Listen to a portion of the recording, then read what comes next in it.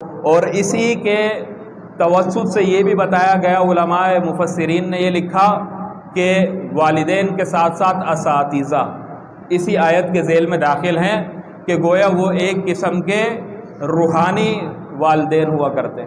سکھانے والے روحانی والدین ہوا کرتے، کہ ان کا بھی عزت اور احترام ہونا چاہیے۔ دیکھیں دنیا کے اندر وہ بندہ کبھی بھی کامیاب نہیں ہو سکتا جو اپنے حقیقی والدین اور روحانی والدین کی عزت نہ کرتا ہو۔ آپ نے اپنی آنکھوں سے اس کا مشاہدہ کیا ہوگا کہ جو بندہ اپنے والدین کا نافرمان ہو اور اپنے استاذ کا نافرمان ہو،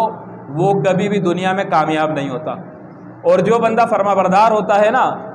والدین کا اور اساتذہ کا،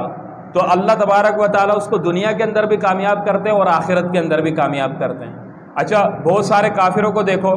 اب دیکھیں سکندر اعظم تھا جس کو الیگزینڈر دی گریٹ کہتے ہیں، جس نے تقریباً دنیا کو فتح کیا تھا، اس کا استاد تھا ارسطاطالیس،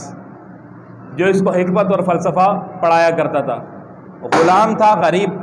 غریب گھر کا تھا، پڑھانے والا ارسطو، لیکن اس کو علم کی وجہ سے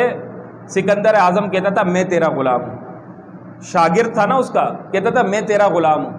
بولتا تھا کہ میں نے اتنی دنیا کو فتح کر لیا، لیکن آج پوری دنیا میری غلام بن چکی ہے، لیکن میں آج بھی اپنے آپ کو تیرا غلام سمجھتا ہوں کہ تو نے مجھے علم سکھایا۔ یہ کافر تھا، کافر۔ اور کہتے کہ جب گھوڑا روانہ ہوا کرتا تھا دونوں ساتھ چلتے تھے، تو ارسطو کے گھوڑے سے اپنا گھوڑا آگے نہیں نکالتا تھا کہ استاذ ہے، اس کا ادب